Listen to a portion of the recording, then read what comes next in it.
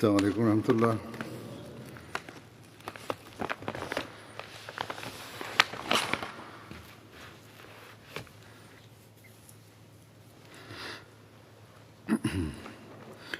أشهد أن لا إله إلا الله وحده لا شريك له وأشهد أن محمدا عبده ورسوله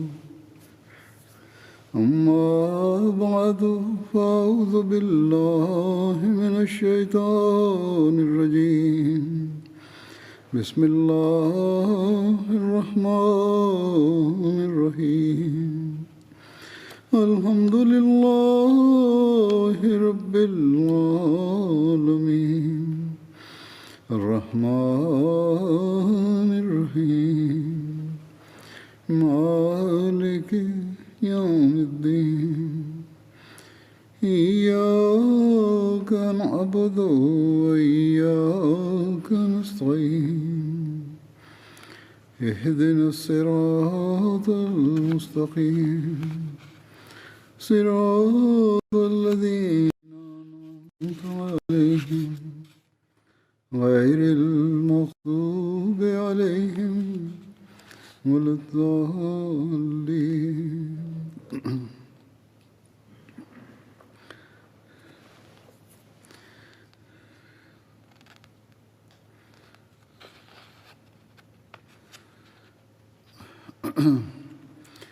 حضرت عمر رضی اللہ عنہ کا ذکر ہو رہا تھا۔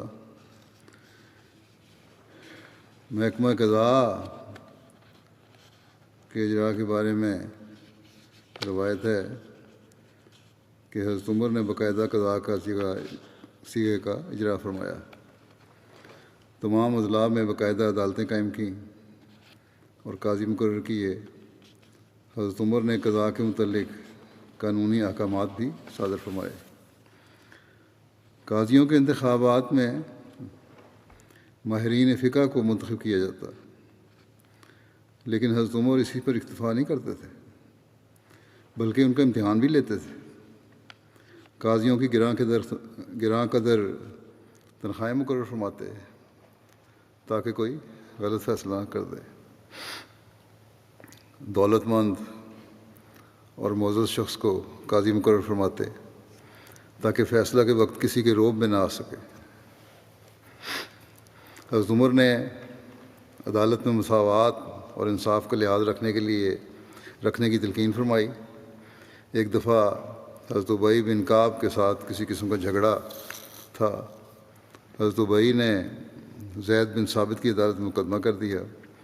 زید نے حضرت عمر اور ابی کو بلایا اور حضرت عمر کی تعظیم کی تو حضرت عمر نے فرمایا، یہ تمہارا پہلا ظلم ہے، یہ کہہ کر ابی کے ساتھ جا کر بیٹھ گئے، یعنی کہ ہم دونوں فریق ہیں، دونوں فریقین کو فریق کی طرح دیکھو اور ساتھ ساتھ بٹھاؤ، نہ کہ مجھے عزت دو۔ حضرت مسلم موعود رضی اللہ عنہ اس واقعے کا تذکرہ کرتے ہوئے یوں بیان فرماتے ہیں کہ حضرت عمر خلیفہ ثانی کا ایک دفعہ جھگڑا ابی بن کعب سے ہو گیا۔ قاضی کے پاس معاملہ پیش ہوا، انہوں نے حضرت عمر کو بلوایا اور آپ نے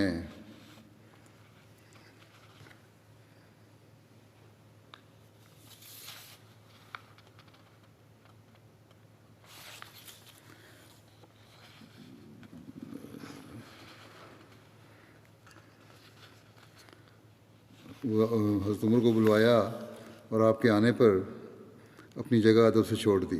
قاضی نے، خلیفہ وقت ہیں، حضرت عمر فریق مخالف کے پاس جا بیٹھے اور قاضی سے فرمایا کہ یہ پہلی بے انصافی ہے جو آپ نے کی ہے، اس وقت مجھ میں اور میرے فریق مخالف میں کوئی فرق نہیں ہونا چاہیے تھا۔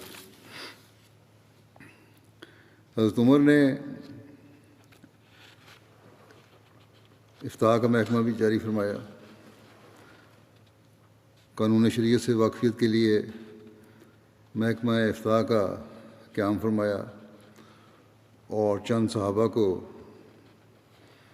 نامزد فرمایا کہ ان کے علاوہ کسی سے فتویٰ نہیں لیا جائے گا۔ ان میں حضرت علی، یعنی فتویٰ دینے والوں میں حضرت علی تھے، حضرت عثمان، حضرت معاذ بن جبل، حضرت عبد الرحمن بن عوف، حضرت ابی بن کعب، حضرت زید بن ثابت، حضرت ابو ہریرہ، حضرت ابو درداء تھے۔ ان لوگوں کے سوا اگر کوئی اور فتویٰ دیتا تو حضرت عمر اسے منع کر دیتے تھے۔ حضرت عمر ان مفتیان کی بھی وقتاً فوقتاً جانچ کرتے رہتے تھے۔ حضرت مسلمہ اس بارے میں فرماتے ہیں، ایک سیغہ فتویٰ کا ہے، رسول کریم صلی اللہ علیہ وسلم اور آپ کے بعد صحابہ، آپ کے بعد زمانہ خلفاء میں قاعدہ تھا کہ شرعی امور فتویٰ دینے کی ہر شخص کو اجازت نہ تھی۔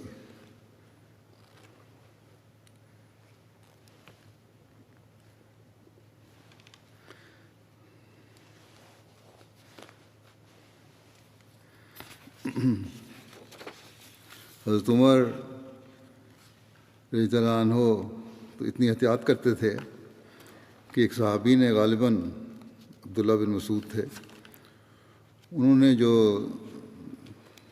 دینی علوم میں بڑے ماہر بھی تھے اور ایک جلیل القدر انسان تھے، ایک دفعہ کوئی مسئلہ لوگوں کو بتایا اور اس کی اطلاع آپ کو پہنچی، یعنی حضرت عمر کو جب اس کی اطلاع پہنچی تو آپ نے فوراً ان سے جواب طلب کیا کہ کیا تم امیر ہو یا امیر نے تم کو مقرر کیا ہے کہ فتویٰ دیتے رہو؟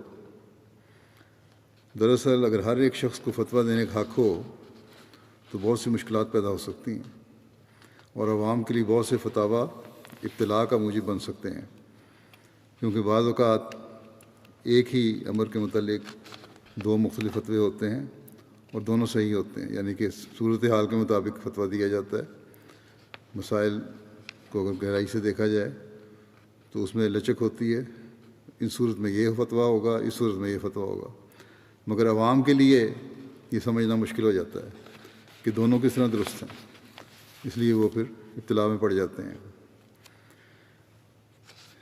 پھر اسی طرح محکمہ پولیس کا اجرا کیا۔ حضرت عمر نے ملک میں امن قائم رکھنے کی خاطر احداث، یعنی پولیس کا محکمہ قائم فرمایا۔ اس محکمے کو احتساب، امن و امان، بازار کی نگرانی وغیرہ کے اختیارات دیے تھے، یعنی کہ لوگوں کو دیکھنا کہ صحیح طرح ان باتوں پر عمل درآمد ہو رہا ہے کہ نہیں، کسی کے حق مارے جا رہے ہیں تو ان کو ادائیگی کروانا، جو انتظامی معاملات تھے میں سے جب تک ہے جب تک قاضی کے پاس معاملہ نہیں جاتا۔ امن و امان، بازار کی نگرانی وغیرہ، یہ ساری نگرانی کے اختیارات تھے۔ حضرت عمر نے باقاعدہ جیلیں بھی بنوائیں، اس سے قبل جیلوں کا رواج نہیں تھا، سخت سزائیں بھی دی جاتی تھیں مجرموں کو۔ پھر اسی طرح بیت المال کا قیام ہے۔ حضرت عمر سے قبل جو بھی مال آتا وہ فوری تقسیم ہو جاتا۔ حضرت ابوبکر کے دور میں ایک مکان خرید کر بیت المال کے لیے وقف کیا گیا، لیکن وہ بند ہی رہتا تھا کیونکہ جو بھی مال آتا اسی وقت تقسیم ہو جاتا تھا۔ 15 ہجری میں بحرین سے 5 لاکھ کی رقم آئی تو حضرت عمر نے صحابہ سے مشورہ کیا کہ اس رقم کا کیا کیا جائے۔ ایک رائے یہ تھی کہ سلاطین شام میں خزانے کا محکمہ قائم ہے، چنانچہ اس رائے کو حضرت عمر نے پسند فرمایا اور مدینہ میں بیت المال کی بنیاد ڈالی۔ حضرت عبداللہ بن ارقم کو خزانے کا افسر مقرر کیا گیا۔ بعد میں مدینہ کے علاوہ تمام صوبہ جات اور ان کے صدر مقامات میں بیت المال قائم کیے گئے۔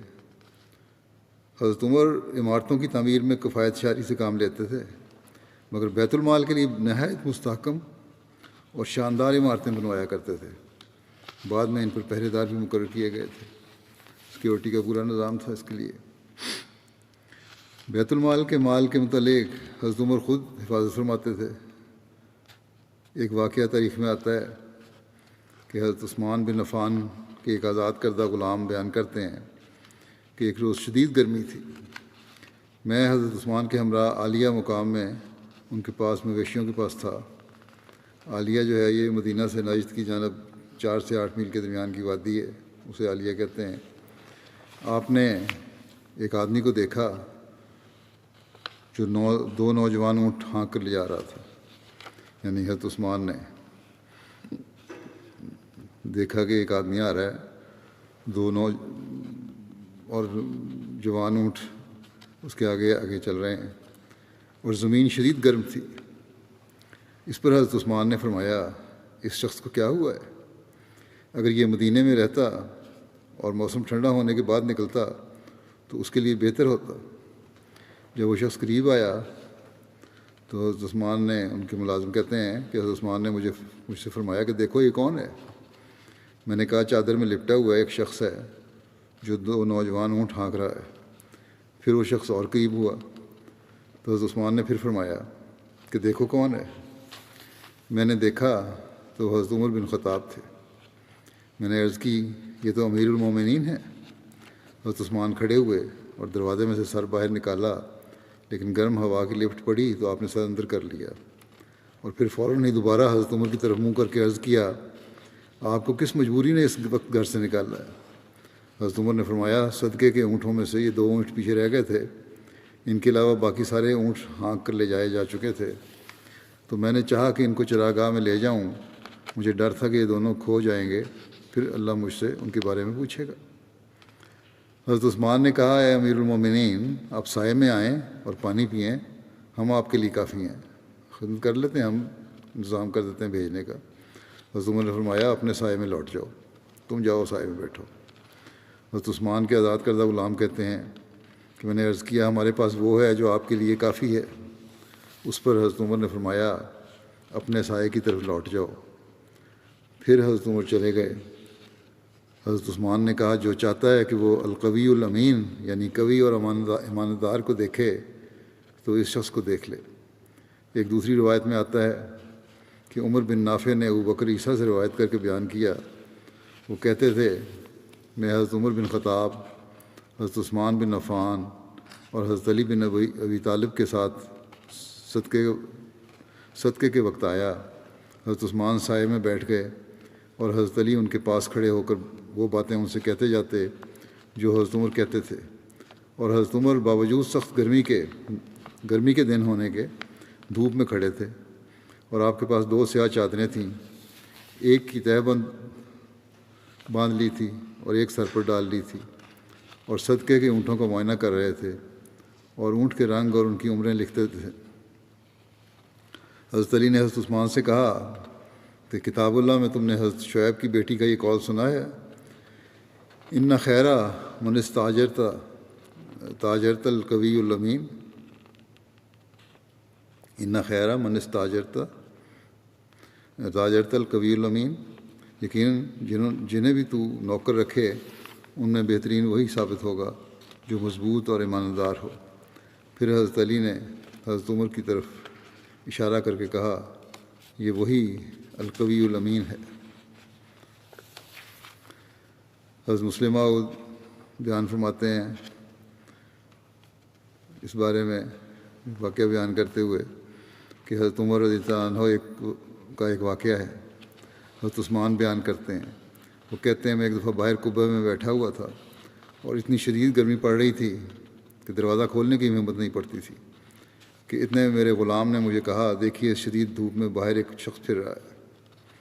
میں نے پردہ ہٹا کر دیکھا تو مجھے ایک شخص نظر آیا جس کا منہ شدت گرمی کی وجہ سے جھلسا ہوا تھا۔ میں نے اس سے کہا کہ کوئی مسافر ہوگا، مگر تھوڑی سی دیر گزری تھی کہ وہ شخص میرے قبے کے قریب پہنچا اور میں نے دیکھا کہ وہ حضرت عمر ہیں۔ ان کو دیکھتے ہی گھبرا کر باہر نکل آیا اور میں نے کہا اس وقت گرمی میں آپ کہاں؟ حضرت عمر فرمانے لگے کہ بیت المال کا ایک اونٹ گم ہو گیا تھا، اس کی تلاش میں باہر پھر رہا ہوں۔ یہ اونٹ کے گمنے کا بھی ایک واقعہ آتا ہے، پہلے بھی ایک دفعہ بیان ہو چکا ہے۔ حضرت عمر ایک دفعہ بیت المال کا مال تقسیم کر رہے تھے کہ ان کی ایک بیٹی آ گئی اور اس نے اس مال میں سے ایک درہم اٹھا لیا۔ حضرت عمر اس سے لینے کے لیے اٹھے، آپ کے ایک کندھے سے چادر ڈھلک گئی اور وہ بچی اپنے گھر والوں کے پاس روتی ہوئی بھاگ گئی، اور وہ درہم اس نے اپنے منہ میں ڈال لیا۔ حضرت عمر نے انگلی ڈال کر اس کے منہ سے وہ درہم نکالا اور اس کو مال میں لا کر رکھ دیا اور کہا، اے لوگو، عمر اور اس کی آل کے لیے، خواہ وہ قریبی ہو یا دور کا، ان کا اتنا ہی حق ہے جتنا عام مسلمانوں کا ہے، اس سے زیادہ کا نہیں۔ ایک اور روایت ہے، حضرت ابو موسیٰ نے ایک دفعہ بیت المال میں جھاڑو دیا تو ان کو ایک درہم ملا۔ حضرت عمر کا ایک چھوٹا بچہ گزر رہا تھا تو انہوں نے وہ اس کو دے دیا۔ حضرت عمر نے وہ درہم اس بچے کے ہاتھ میں دیکھ لیا تو آپ نے اس کے بارے میں پوچھا۔ اس نے کہا کہ یہ مجھے ابو موسیٰ نے دیا ہے۔ تو یہ معلوم کر لینے کے بعد کہ درہم بیت المال کا ہے، حضرت عمر نے فرمایا کہ اے ابو موسیٰ، کیا اہل مدینہ میں سے آل عمر کے گھر سے زیادہ حقیر تر تیرے نزدیک کوئی گھر نہیں تھا؟ تو نے یہ چاہا کہ امت محمدیہ صلی اللہ علیہ وسلم سے کوئی بھی باقی نہ رہے مگر وہ ہم سے اس ظلم کا مطالبہ کرے؟ پھر آپ نے وہ درہم بیت المال میں لوٹا دیا۔ رفاع عامہ کے کام کے بارے میں آتا ہے، حضرت عمر نے عوام الناس کی بھلائی اور بہتری کے لیے بہت سے کام سر انجام فرمائے۔ زراعت میں بہتری اور عوام کے لیے پانی کی فراہمی کے لیے نہریں کھدوائیں، نہریں کھدوائیں جو درج ذیل ہیں۔ نہر ابو موسیٰ دریائے دجلہ سے 9 میل لمبی نہر بنا کر بصرہ تک لائی گئی۔ نہر معقل، یہ نہر بھی دریائے دجلہ سے نکالی گئی تھی۔ نہر امیر المومنین حضرت عمر کے حکم سے دریائے نیل کو بحیرہ کلزم سے ملایا گیا۔ 18 ہجری میں جب قحط پھیلا تو حضرت عمر نے حضرت عمر بن عاص کو امداد کے لیے خط لکھا۔ فاصلہ چونکہ زیادہ تھا اس لیے امداد میں تاخیر ہو گئی۔ حضرت عمر نے عمر کو بلا کر کہا کہ دریائے نیل کو سمندر سے ملا دیا جائے تو عرب میں کبھی قحط نہ ہو۔ عمر نے واپس جا کر، گورنر تھے وہاں کے، فسطاط سے بحیرہ کلزم تک نہر تیار کروائی جس کے ذریعہ بحری جہاز مدینہ کی بندرگاہ جدہ تک پہنچ جاتے۔ یہ نہر 29 میل لمبی تھی اور 6 ماہ کے عرصے میں تیار کر لی گئی۔ حضرت عمر بن عاص نے بحیرہ روم اور بحیرہ کلزم کو آپس میں ملانے کا ارادہ کیا اور چاہا کہ فرما کے پاس سے جہاں بحیرہ کلزم اور بحیرہ روم میں 70 میل کا فاصلہ تھا، نہر نکال کر ان کو ملا دیا جائے۔ فرما مصر کے نواب میں ایک ساحلی شہر تھا، لیکن حضرت عمر یونانیوں کے ہاتھوں حاجیوں کے لوٹے جانے کے ڈر سے اس پر رضامند نہ ہوئے۔ اگر عمر بن عاص کو اجازت مل جاتی تو یہ نہر سویز کی ایجاد عربوں کے حصے میں آتی جو بعد میں بنائی گئی تھی۔ مختلف تعمیرات، حضرت عمر نے عوام الناس کی سہولت کے لیے مختلف عمارتیں تعمیر کروائیں۔ ان میں مساجد، عدالتیں، فوجی چھاونیاں، بیرکس، ملکی تعمیراتی کاموں کے لیے مختلف دفاتر، سڑکیں، پل، مہمان خانے، چوکیاں، سرائیں وغیرہ۔ مدینہ سے مکے تک ہر منزل پر چشمے اور سرائیں بنوائیں، چوکیاں بھی تعمیر کروائیں، یعنی سیکورٹی کا بھی انتظام رہے اور لوگوں کی رہائش کے لیے، آرام کرنے کے لیے ہوٹل وغیرہ بھی، سرائیں بھی میسر آ جائیں۔ حضرت عمر نے شہروں کی آباد کاری کے بارے میں آتا ہے کہ حضرت عمر نے اپنے دور خلافت میں متعدد نئے شہر آباد فرمائے۔ آپ نے ان کو آباد کرتے وقت دفاعی، معاشی اور اقتصادی فوائد کو مد نظر رکھا۔ ان شہروں کے محل وقوع کا انتظام حضرت عمر کی جنگی بصیرت، سیاست اور آباد کاری کے اصولوں پر دقیق نظر پر دلالت کرتا ہے۔ یہ شہر حالت جنگ اور حالت امن دونوں میں فائدہ مند تھے۔ حضرت عمر کی کوشش ہوتی کہ عرب کی جو سرحد عجم سے ملی ہوئی ہے وہاں شہر آباد ہوں تاکہ اچانک حملے سے بچا جا سکے۔ ان شہروں کا محل وقوع اس طرح ہوتا جو عربوں کو موافق ہوتا۔ ان شہروں کے ایک طرف عرب کی سرزمین ہوتی جو چراگاہ کا کام دیتی، اور دوسری طرف عجمی سرزمین کے سرسبز علاقے ہوتے جہاں سے پھل غلہ اور دوسری اشیاء میسر ہوتی ہیں، یعنی زراعت دوسری طرف کی جاتی تھی۔ شہروں کی آباد کاری میں یہ بھی مد نظر رکھا گیا کہ ان کے درمیان کوئی دریا یا سمندر حائل نہ ہو۔ حضرت عمر نے بصرہ، کوفہ، فسطاط وغیرہ شہر آباد فرمائے۔ حضرت عمر نے مستحکم اور صحیح بنیادوں پر ان شہروں کی آباد کاری کی، ان کی سڑکوں اور راستوں کو وسیع رکھا، بڑی کھلی سڑکیں تھیں، اور نہایت بہترین انداز میں منظم کیا۔ اور یہ طرز فکر ثابت کرتی ہے کہ آپ اس علم میں ماہر اور منفرد تھے۔ اسی طرح محکمہ فوج ہے، اس کا قیام کیا آپ نے۔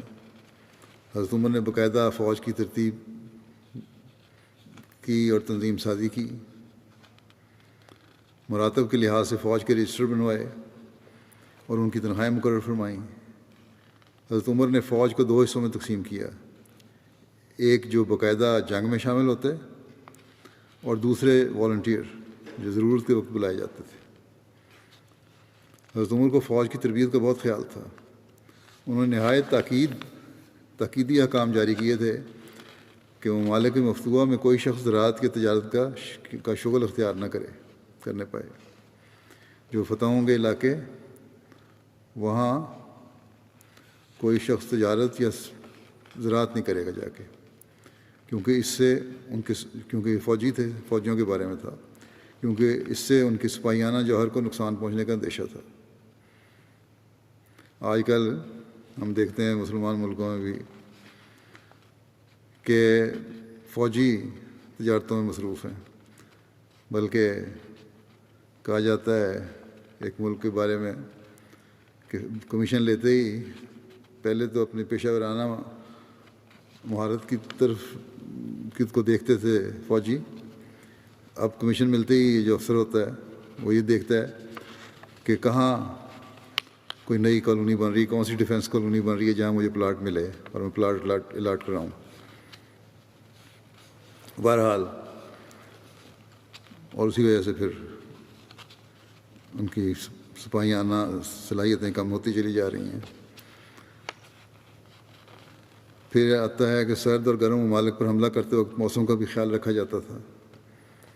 فوج کی صحت اور تندرستی کو نقصان نہ پہنچے، تاکہ فوج کے متعلق حضرت عمر نے سختی سے ہدایات دی تھیں کہ ساری فوج تیراکی، گھوڑ سواری، تیر چلانا اور ننگے پاؤں چلنا سیکھے۔ ہر 4 مہینے کے بعد سپاہیوں کو وطن جا کر اپنے اہل و عیال سے ملنے کے لیے رخصت دی جاتی تھی۔ جفاکشی کے خیال سے حکم تھا کہ اہل فوج رکاب کے سہارے سے سوار نہ ہوں۔ گھوڑے پر سوار ہونے کے لیے رکاب میں پاؤں ڈال کے نہیں سوار ہونا، بلکہ چھلانگ مار کے سوار ہونا ہے۔ نرم کپڑے نہ پہنیں، دھوپ سے بچیں اور حماموں میں نہ نہائیں، وہاں زیادہ آرام طلبی کی عادت پڑ جاتی ہے۔ حضرت عمر بہار کے موسم میں فوج کو سرسبز اور شاداب علاقوں میں بھیج دیتے تھے۔ فوجی بیرکس اور چھاونیاں کے بناتے وقت آب و ہوا کو مد نظر رکھا جاتا۔ یہ بھی ضروری تھا کہ سرسبز علاقوں میں فوجیوں کو بھیجا جائے تاکہ وہاں ان کی تازہ فضا سے صحت بھی اچھی رہے۔ آب و ہوا کو مد نظر رکھا جاتا تھا۔ تمام اضلاع میں فوجی چھاونیاں بنوائیں۔ فوجی صدر مقامات میں مدینہ، کوفہ، بصرہ، موصل، فسطاط، دمشق، حمص، اردن، فلسطین شامل کیے، جہاں ہمیشہ فوج تعینات رہتی تھی۔ ہر 4 ماہ کے بعد فوجیوں کو چھٹی دی جاتی تھی۔ فوجی مرکز میں بیک وقت 4000 گھوڑے ہوتے تھے جن کی دیکھ بھال کی جاتی۔ گھوڑوں کی رانوں پر جیشن فی سبیل اللہ داغ کر لکھا جاتا تھا، یعنی اللہ کی راہ میں لشکر۔ حضرت عمر کے دور خلافت میں اسلامی فوج نے آلات جنگ میں ترقی کی، نئے ساز و سامان مرتب کیے، جن میں قلعہ شکن ہتھیار، منجنیق اور دبابہ وغیرہ شامل تھے۔ دبابہ سے مراد وہ ہتھیار ہے جس کے ذریعے سے دشمن کے قلعوں کو توڑا اور منہدم کیا جاتا ہے۔ اس کے اندر آدمی بیٹھتے اور قلعے کی دیواروں میں سوراخ کر کے اس کی دیواریں گرائی جاتی ہیں۔ اسلامی حکومت کے ماتحت غیر اقوام کے لوگ بڑے بڑے اعلیٰ عہدوں پر فائز رہے۔ یہ نہیں کہ صرف مسلمانوں کو اعلیٰ عہدے دیے جاتے تھے، بلکہ غیر مسلموں کو بھی اور غیر قوموں کے لوگوں کو بھی اعلیٰ عہدے دیے جاتے تھے۔ حضرت مسلم موعود بیان فرماتے ہیں کہ رسول کریم صلی اللہ علیہ وسلم کے خلفاء کے زمانے میں بھی، حالانکہ ابھی ملک میں پرامن طور پر ساری قومیں نہیں بسی تھیں، ان حقوق کو تسلیم کیا جاتا تھا۔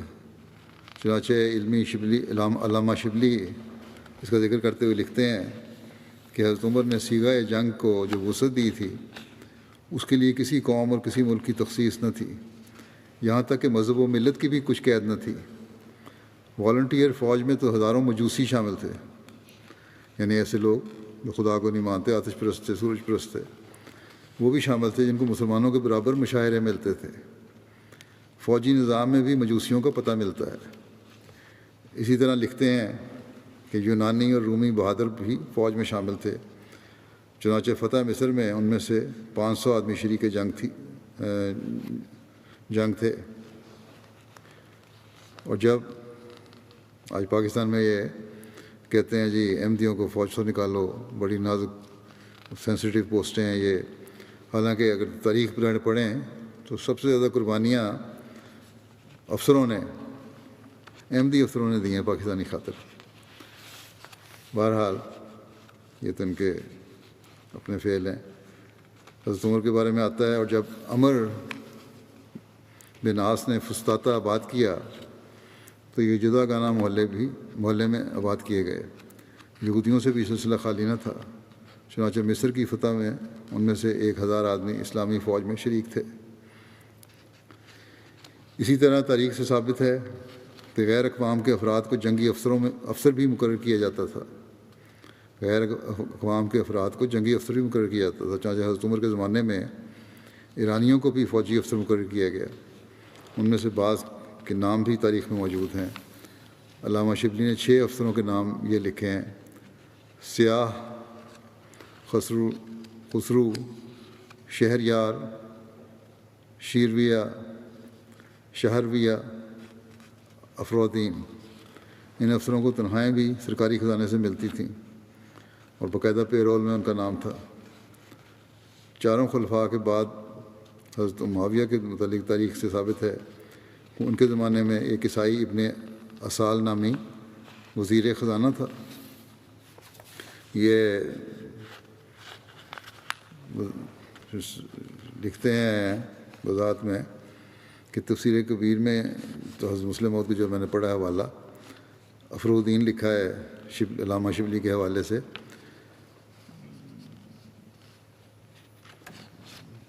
ایسے ہی الفاروق میں بھی درج ہے، لیکن عربی کتب میں اس کا نام افروزین لکھا ہے، زال کے ساتھ بجائے دال کے۔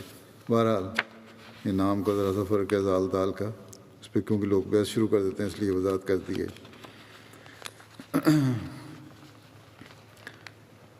اسی طرح مارکیٹ کنٹرول، پرائس کنٹرول کے لحاظ سے جو ناجائز حد تک قیمت گرانا ہے، اس سے بھی منع فرمایا ہے اسلام نے، اور حضرت عمر نے اس کی پابندی کروائی۔ اس بارے میں مال کی قیمت گرانے کی ممانعت کے بارے میں حضرت مسلم موعود فرماتے ہیں کہ اسلام نے قیمت کو ناجائز حد تک گرانے سے بھی منع کیا ہے۔ قیمت کا گرانا بھی ناجائز مال کمانے کا ذریعہ ہوتا ہے، کیونکہ طاقتور تاجر اس ذریعے سے کمزور تاجروں کو تھوڑی قیمت پر مال فروخت کرنے پر مجبور کر دیتا ہے اور ان کا دیوالا نکلوانے میں کامیاب ہو جاتا ہے۔ حضرت عمر کے زمانے کا ایک واقعہ ہے کہ آپ بازار کا دورہ کر رہے تھے کہ ایک باہر سے آئے ہوئے شخص کو دیکھا، وہ خشک انگور نہایت ارزاں قیمت پر فروخت کر رہا تھا، جس قیمت پر مدینے کے تاجر فروخت نہیں کر سکتے تھے۔ آپ نے اسے حکم دیا کہ یا تو اپنا مال منڈی سے اٹھا کر لے جاؤ یا پھر اسی قیمت پر فروخت کرو جس مناسب قیمت پر مدینہ کے تاجر فروخت کر رہے تھے۔ جو مدینہ کے تاجر تھے وہ زیادہ مال قیمت نہیں لے رہے تھے، بلکہ مناسب قیمت تھی اپنے اخراجات کے لحاظ سے۔ آپ نے کہا اسی قیمت پر فروخت کر لو۔ جب آپ سے اس حکم کی وجہ پوچھی گئی تو آپ نے جواب دیا کہ اگر اس طرح فروخت کرنے کی اسے اجازت دی گئی تو مدینے کے تاجروں کو جو مناسب قیمت پر مال فروخت کر رہے ہیں نقصان پہنچے گا۔ اس میں کوئی شک نہیں کہ بعض صحابہ نے حضرت عمر کے اس فعل کے خلاف رسول کریم صلی اللہ علیہ وسلم کا یہ قول پیش کیا کہ منڈی کے بھاؤ میں دخل نہیں دینا چاہیے، مگر ان کا یہ اعتراض درست نہیں تھا، کیونکہ منڈی کے بھاؤ میں دخل دینے کے یہ معنی ہیں کہ پیداوار اور مانگ کے اصول میں دخل نہ دیا جائے، یعنی سپلائی اور ڈیمانڈ کے اصول جو ہیں ان میں دخل دینا ہے، اور ایسا کرنا بے شک نقصان دہ ہوتا ہے، اور اس سے حکومت کو بچنا چاہیے۔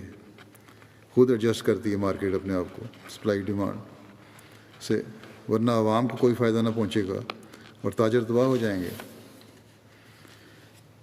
اگر اس کی اجازت نہ دی جائے۔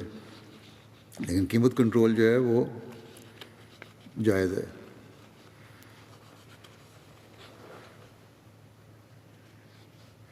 حضرت مسلم موعود اس تفصیل ایک اور جگہ یوں بیان فرماتے ہیں کہ شہری حقوق میں یہ بھی داخل ہے کہ لین دین کے معاملات میں خرابی نہ ہو۔ ہم دیکھتے ہیں کہ اسلام نے اس حق کو بھی نظر انداز نہیں کیا، چنانچہ اسلام نے بھاؤ کو بڑھانے اور مہنگا سودا کرنے سے روکا ہے، اسی طرح دوسروں کو نقصان پہنچانے اور ان کو تجارت میں فیل کرنے کے لیے بھاؤ کو گرا دینے سے بھی منع فرمایا ہے، کم قیمت کرنے سے بھی منع ہے مقابلے میں۔ ایک دفعہ مدینہ میں ایک شخص ایسے ریٹ پر انگور بیچ رہا تھا جس ریٹ پر دوسرے دکاندار نہیں بیچ سکتے تھے۔ حضرت عمر پاس سے گزرے تو انہوں نے اس شخص کو ڈانٹا، کیونکہ اس طرح باقی دکانداروں کو نقصان پہنچتا تھا۔ غرض اسلام نے سودا مہنگا کرنے سے بھی روک دیا اور بھاؤ کو گرا دینے سے بھی روک دیا، تاکہ نہ دکانداروں کا نقصان ہو اور نہ پبلک کا نقصان ہو۔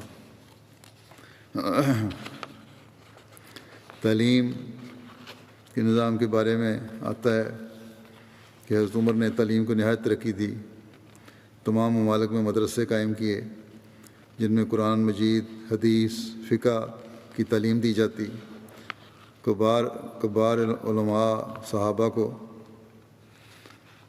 تعلیم و تربیت پر مأمور کیا گیا اور پڑھانے والوں کی تنخواہیں بھی مقرر کی گئیں۔ اسی طرح ہجری کیلنڈر کا آغاز کس طرح ہوا، اس بارے میں روایات میں آتا ہے۔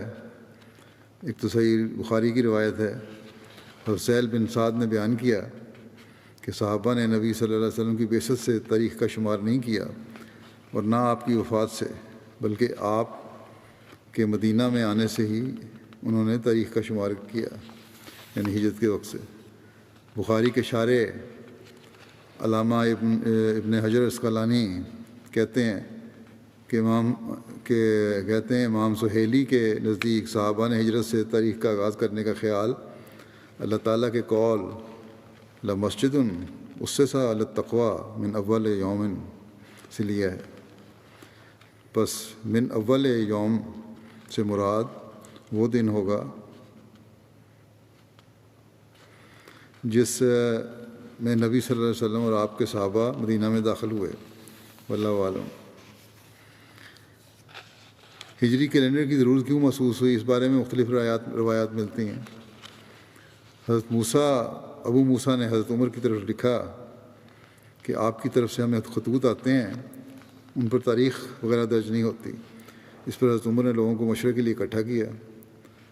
علامہ ابن حجر کہتے ہیں کہ بخاری نے کتاب الادب میں اور حاکم نے میمون بن مہران کے واسطے سے روایت کی ہے کہ حضرت عمر کی خدمت میں ایک چیک پیش کیا گیا جس کی میعاد شعبان تھی۔ آپ نے فرمایا، کون سا شعبان؟ کیا وہ جو گزر گیا، یا وہ جس میں سے ہم گزر رہے ہیں، یا وہ شعبان جو آئے گا؟ آپ نے فرمایا، لوگوں کے لیے کوئی تاریخ متعین کرو جو سب کو معلوم رہے۔ ابن سیرین کہتے ہیں کہ ایک شخص یمن سے آیا اور اس نے کہا، میں نے یمن میں ایک چیز دیکھی جسے وہ تاریخ کہتے ہیں، وہ اسے یوں لکھتے ہیں کہ فلاں سال اور فلاں مہینہ۔ حضرت عمر نے فرمایا، یہ عمدہ طریق ہے، تم بھی تاریخ لکھو۔ ہجری تقویم کا آغاز کس نے کیا، یہ کیلنڈر کا آغاز، اس بارے میں متفرق آراء ہیں۔ پہلے قول کے مطابق نبی کریم صلی اللہ علیہ وسلم نے تاریخ مرتب کرنے کا ارشاد فرمایا اور ربیع الاول میں تاریخ لکھی گئی، چنانچہ حاکم نے اپنی کتاب الاقلیل میں ابن شہاب زہری سے روایت کی ہے کہ ان النبی صلی اللہ علیہ وسلم لما قدم المدینہ امر بالتاریخ فکتب فی الربیع الاول، جب نبی کریم صلی اللہ علیہ وسلم مدینہ تشریف لائے تو آپ نے تاریخ لکھنے کا ارشاد فرمایا، پس وہ ربیع الاول میں لکھی گئی۔ علامہ ابن حجر کہتے ہیں کہ روایت موزل ہے۔ موزل سے مراد ہے وہ روایت ہوتی ہے جس کی سند میں پے در پے 2 یا زیادہ راوی ساقط ہوں۔ ایک اور روایت میں ہے کہ تاریخ کی ابتدا اس دن سے ہوئی جس دن رسول کریم صلی اللہ علیہ وسلم ہجرت فرما کر مدینہ تشریف لائے، اور مشہور بات اس کے برعکس ہے، اور وہ یہ کہ تاریخ تقویم ہجری حضرت عمر کے دور خلافت میں قائم ہوئی۔ سبل الہدیٰ والرشاد فی سیرت خیر العباد کے مصنف محمد بن یوسف صالح کہتے ہیں کہ ابن صلاح نے کہا ہے کہ انہوں نے ابو طاہر مہامش کی کتاب الشروط میں یہ لکھا ہوا دیکھا ہے کہ رسول اللہ صلی اللہ علیہ وسلم نے تاریخ لکھنے کا ارشاد فرمایا تھا، کیونکہ جب آپ نے نجران کے عیسائیوں کی طرف خط لکھنے کا ارشاد فرمایا تو حضرت علی سے فرمایا اس میں لکھو لخمس من الہجرت، یعنی ہجرت کے بعد 5واں سال، بس اس لحاظ سے پہلے مورخ رسول اللہ صلی اللہ علیہ وسلم ہیں، اور حضرت عمر نے اس میں آپ صلی اللہ علیہ وسلم کی اتباع کی ہے۔ دوسرے قول کے مطابق حضرت یعلا بن امیہ نے تاریخ کا آغاز کیا جو یمن کے رہنے والے تھے۔ امام احمد نے اس کو بیان کیا ہے، لیکن اس میں انقطاع ہے، یعنی عمر اور یعلا کے درمیان میں۔ تیسرے اور مشہور قول کے مطابق یہ ہے کہ تاریخ تقویم ہجری کا آغاز حضرت عمر کے دور خلافت میں ہوا۔ ہجری کیلنڈر کے لیے ہجرت سے کیوں آغاز کیا گیا، اس بارے میں یہ تفصیل ملتی ہے۔ جب حضرت عمر نے سال کے تعین کے لیے مشورہ مانگا تو ایک رائے یہ تھی کہ نبی کریم صلی اللہ علیہ وسلم کی پیدائش سے اس کا آغاز کیا جائے، دوسری رائے یہ تھی کہ آپ کے مبعوث ہونے کے سال سے اس کا آغاز کیا جائے، تیسری رائے یہ تھی کہ آپ کی وفات کے سال سے اس کا آغاز کیا جائے، چوتھی رائے یہ تھی کہ آپ کی ہجرت کے سال سے اس کا آغاز کیا جائے۔ ہجرت کے سال سے اس کا آغاز کرنا مناسب سمجھا گیا کیونکہ ولادت اور بعثت کے سال کی تعین میں اختلاف تھا۔ جہاں تک وفات کا تعلق ہے تو اس لیے منتخب نہیں کیا کیونکہ نبی کریم صلی اللہ علیہ وسلم کی وفات کی وجہ سے مسلمانوں کے رنج و الم کا عنصر اس میں شامل تھا، پس صحابہ نے ہجرت پر اتفاق کیا۔ صحابہ نے ربیع الاول کے بجائے محرم سے سال کا آغاز کیوں کیا؟ تو اس کی وجہ یہ ہے کہ رسول اللہ صلی اللہ علیہ وسلم نے ہجرت کا عزم محرم کے مہینے میں ہی کر لیا تھا، ذوالحجہ میں بیعت عقبہ ثانیہ ہو چکی تھی اور وہی ہجرت کا پیش خیمہ تھی۔ اس طرح بیعت عقبہ ثانیہ اور ہجرت کا پختہ ارادہ کر لینے کے بعد جس مہینے کا چاند طلوع ہوا وہ محرم کا چاند تھا، لہٰذا مناسب یہی سمجھا کہ اسی کو نقطۂ آغاز بنایا جائے۔ علامہ ابن حجر کہتے ہیں اسلامی کیلنڈر کے محرم سے آغاز کی مناسبت سے میرے نزدیک یہ سب سے مضبوط دلیل ہے۔ نبی کریم صلی اللہ علیہ وسلم مدینہ کب تشریف لائے اس بارے میں مختلف آراء ہیں۔ آپ مختلف جگہ ٹھہرتے ہوئے 12 ربیع الاول 14 نبوی مطابق 20 ستمبر 622 عیسوی کو مدینہ کے پاس پہنچے۔ بعض مورخین کے نزدیک 8 ربیع الاول کی تاریخ تھی، بعض کے نزدیک آپ ماہ سفر میں نکلے اور ربیع الاول میں پہنچے۔ یکم ربیع الاول کو مکے سے آپ نے ہجرت کا آغاز فرمایا، 12 ربیع الاول کو مدینہ پہنچے۔ تقویم ہجری کس سال میں ہوئی اس بارے میں بھی مختلف آراء ہیں، کچھ کب یہ شروع ہوا کیلنڈر، کچھ کہتے ہیں 16 ہجری میں ہوئی، کچھ کے نزدیک 17 ہجری میں ہوئی، کچھ کہتے ہیں کہ 18 ہجری میں ہوئی، بعض کے نزدیک 21 ہجری میں ہوئی۔ لیکن بہرحال اس بات پہ اکثر متفق ہیں کہ حضرت عمر کے زمانے میں اس کیلنڈر کا اجرا ہوا۔ اسلامی سکہ عام مورخین کے نزدیک عرب میں سب سے پہلے سکہ عبد الملک بن مروان نے جاری کیا۔ مدینہ طیبہ کے بعض مورخین نے کہا ہے کہ سب سے پہلے اسلامی سکے حضرت عمر کے دور میں رائج ہوئے تھے۔ ان کے اوپر الحمدللہ کندہ تھا اور بعض پر محمد رسول اللہ اور بعض پر لا الہ الا اللہ وحدہ بھی کندہ ہوتا تھا، لیکن ساسانی ایرانی بادشاہوں کی تصویروں سے کوئی تعارض نہیں کیا گیا۔ ایک تحقیق کے مطابق سب سے پہلے اسلامی سکے دمشق میں 17 ہجری میں حضرت عمر کے دور خلافت میں رائج ہوئے تھے، مگر ان کے اوپر بھی بازنطینی شہنشاہ کی تصویر اور لاطینی میں ان کی لکھائی موجود ہوا کرتی تھی۔ اور ایک روایت کے مطابق حضرت عثمان کے دور خلافت میں 28 ہجری میں سب سے پہلے اپنا سکہ استعمال ہوا۔ وقتی طور پر ساسانیوں کے علاقوں میں رہائش سکوں کو ہی چلایا گیا۔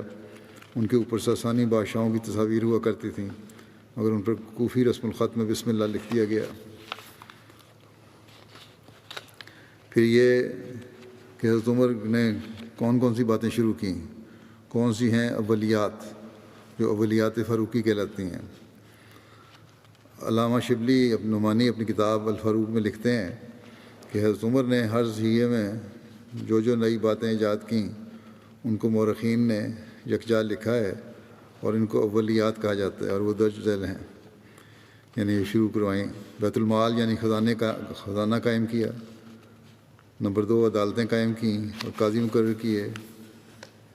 پھر تاریخ اور سن قائم کیا جو آج تک جاری ہے۔ نمبر 4، امیر المومنین کا لقب اختیار کیا حضرت عمر نے خلیفہ وقت کے لیے۔ نمبر 5، فوجی دفتر ترتیب دیا۔ نمبر 6، والنٹیئرز کی تنخواہیں مقرر کیں۔ نمبر 7، دفتر مال قائم کیا۔ نمبر 8، پیمائش جاری کی۔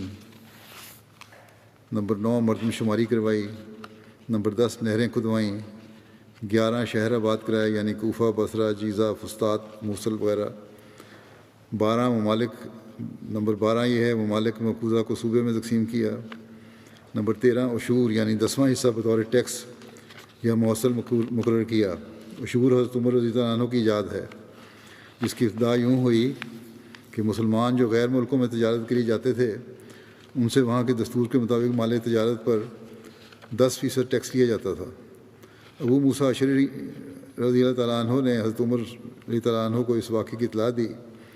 حضرت عمر رضی اللہ عنہ نے حکم دیا کہ ان ملکوں کے تاجروں کو جو ہمارے ملک میں آئیں ان سے بھی اسی قدر محصول لیا جائے، یعنی پھر 10% ان سے بھی وصول کیا جائے۔ نمبر 14 یہ ہے کہ دریا کی پیداوار پر محصول لگایا اور محصل مقرر کیے۔ نمبر 15، حربی تاجروں کو ملک میں آنے اور تجارت کرنے کی اجازت دی۔ نمبر 16، جیل خانہ قائم کیا۔ نمبر 17، درہ کا استعمال کیا۔ نمبر 18، راتوں کو گشت کر کے رعایا کے دریافت حال کا طریق نکالا۔ نمبر 19، پولیس کا محکمہ قائم کیا۔ نمبر 20، جا بجا فوجی چھاونیاں قائم کیں۔ نمبر 21، گھوڑوں کی نسلوں میں اصیل اور مجنس کی تمیز قائم کی جو اس وقت تک عرب میں نہ تھی۔ نمبر 22، پرچہ نویس مقرر کیے۔ نمبر 23، مکہ مکرمہ سے مدینہ منورہ تک مسافروں کے آرام کے لیے مکانات بنوائے۔ 24، لاوارث بچوں کی پرورش کے لیے روزینے مقرر کیے۔ 25، مختلف شہروں میں مہمان خانے تعمیر کرائے۔ 26، یہ قاعدہ قرار دیا کہ اہل عرب گو کافر ہوں غلام نہیں بنائے جا سکتے۔ 27، مفلوق الحال عیسائیوں اور یہودیوں کے روزینے مقرر کیے۔ 28، مکاتب قائم کیے۔ 29، معلم اور مدرسوں کے مشاعرے مقرر فرمائے، تنخواہیں مقرر کیں۔ 30، حضرت ابوبکر کو اصرار کے ساتھ قرآن مجید کی ترتیب پر آمادہ کیا اور اپنے اہتمام سے اس کام کو پورا کیا۔ 31، قیاس کا اصول قائم کیا۔ 32، فرائض میں اول کا مسئلہ ایجاد کیا، نان نفقے کے لیے عیال میں شامل کرنا بعض لوگوں کو۔ 33، نماز تراویح جماعت سے قائم کی۔ 34، 3 طلاقوں کو جو ایک ساتھ دی جاتی ہیں طلاق بائن قرار دیا، یہ تو سزا کے طور پر بھی کیا تھا آپ نے۔ 35، شراب کی حد کے لیے 80 کوڑے مقرر کیے۔ 36، تجارت کے گھوڑوں پر زکوٰۃ مقرر کی۔ 37، بنو صالب کے عیسائیوں پر بجائے جزیہ کے زکوٰۃ مقرر کی۔ 38، وقف کا طریقہ ایجاد کیا۔ 39، نماز جنازہ میں 4 تکبیروں پر تمام لوگوں کا اجماع کرا دیا۔ 40، ویسے عمومی طور پر مسنون یہی ہے 3 تکبیریں ہوتی ہیں، یا پہلی تکبیر کے ساتھ آخری تکبیر تک 4، سلام پھیرنے سے پہلے 4، 1 2 3 4 ہی بنتی ہیں نا، ابھی بھی یہی جائز ہے۔ 40، یہ ہے کہ مساجد میں واعظ کا طریقہ قائم کیا اور ان کی اجازت سے تمیم داری نے واعظ کہا اور یہ اسلام میں پہلا واعظ تھا۔ 41 اماموں اور مؤذنوں کی تنخواہیں مقرر کیں، 42 مساجد میں راتوں کو روشنی کا انتظام کیا، 43 حجب کرنے پر تعزیر کی سزا قائم کی، 44 غزلیہ اشعار میں عورتوں کے نام لینے سے منع کیا، حالانکہ یہ طریقہ عرب میں مدتوں سے جاری تھا۔ علامہ شبلی لکھتے ہیں کہ اس کے سوا اور بھی عمر کی اولیات ہیں جن کو ہم تولد کے خوف سے قلم انداز کرتے ہیں۔ بہرحال یہ ذکر ابھی چل رہا ہے، آئندہ بھی انشاءاللہ بیان ہوگا۔